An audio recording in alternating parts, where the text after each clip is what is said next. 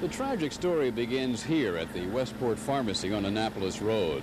On the night of November 2nd, 1974, Joe Chester, a delivery man for the Westport Pharmacy, left here with several orders, the last one in Cherry Hill, not far from here. It was at 2707 Spellman Road, but the woman there told Chester she hadn't ordered anything. As Chester walked toward his car, he was apprehensive, suspecting he had been set up for a robbery. I was looking around, but all of a sudden it just came out of nowhere. It was 4 of them. He still remembers it vividly. He had a gun on, and the little guy, his name was Joe, he grabbed me and put the gun to my head and said, "If you move, I'll blow your brains out." Well, this tall dude, he kept grabbing me and pulling me away from the gun. I said, "Oh, Lord, man, I'm gonna blow my head off." They didn't shoot him, but took all the money from his other deliveries. 5 months later, at the pharmacy, Joe Chester thought he saw that tall dude again when 17-year-old Leslie Vass, a student at Southern High School, walked into the pharmacy to buy something for his mother. I said, "I know him from somewhere."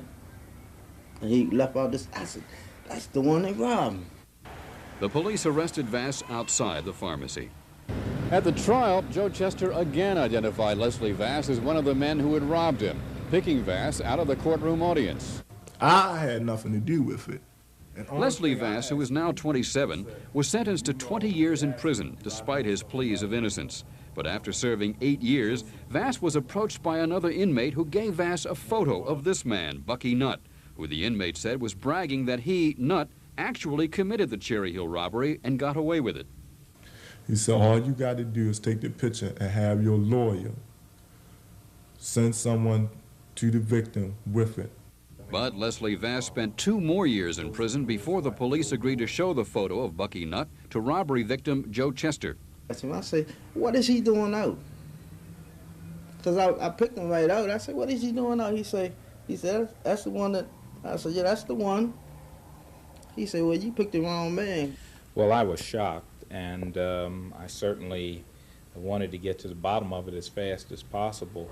But Baltimore State's Attorney Kurt Schmoke, who was not in office when Vass was convicted, remained uncertain about Vass's innocence when photos of both Bucky Nutt and Leslie Vass were included in a group of photos shown to Joe Chester.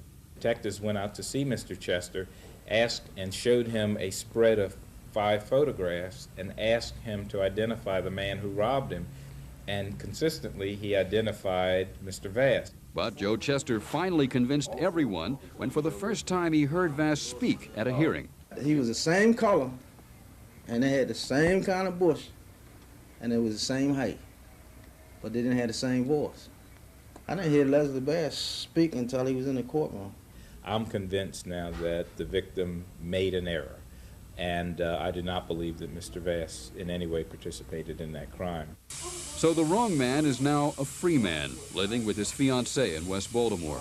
And although 10 of the best years of his life were wasted, he doesn't hate Joe Chester. I don't hold no animosity towards him, but I feel that this is someone who has caused me a great deal of hurt. Well, I feel like it was a simple, honest mistake, but it was a cruel one. They didn't check nothing else out. They just took my word for it. Is this going to bother you for the rest of your life? Yes. And I reflect back on all the things that I went through, all the things that I really desired to do that I couldn't do because of him. I only ask one thing, that they correct us and leave me alone. I don't, nothing else. You don't want any money? What? How much money are they gonna give me? All I ask that they do, give me a good job.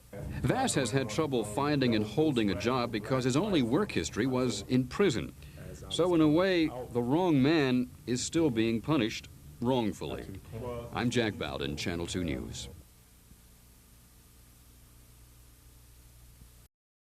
What happened when I'm here? Leslie Vass is 29 now, but he was only 17 when he was imprisoned in 1974, accused of robbing the Westport Pharmacy delivery man, Joe Chester. And it was Chester's identification of Leslie Vass, who looked like this then, that sent Vass to prison. But 10 years later, a photo of this man, Bucky Nutt, was shown to Joe Chester by an investigator. What is he doing out? Because I picked him right out. I said, "What is he doing out?" He said, "That's the one that," I said, "Yeah, that's the one." He said, well, you picked the wrong man. Leslie Vass, the wrong man, was set free. Joe Chester has apologized to Vass, and surprisingly, Vass is not bitter towards Chester.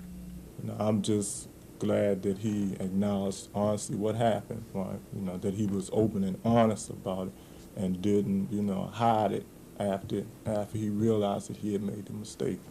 That's the only thing that I'm very glad of, and I wish him the best. Vass has now been granted a full pardon by Governor Hughes, officially declaring that Vass was convicted erroneously. But his attorney, J. Edward Davis, says the state still owes Leslie Vass for taking away 10 years of his youth. What is your liberty worth when you've been deprived of it for 10 years, and particularly as Leslie was put in jail at age 17, and his youth and his real formative years as an adult were snatched away from him, and he was put behind bars.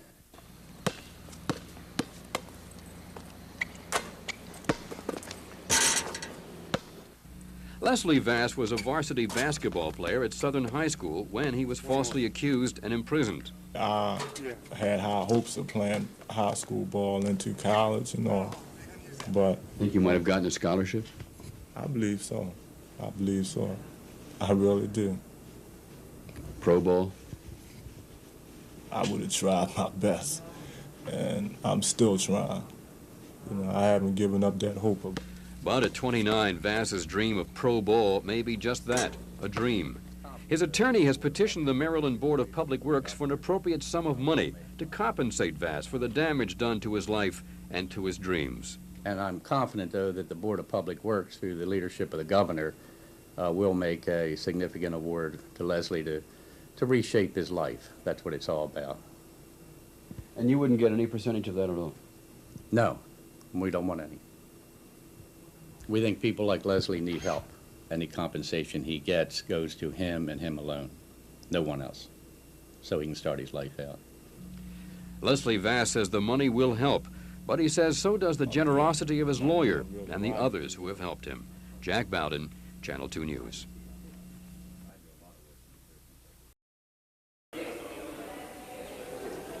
Come on, Leslie.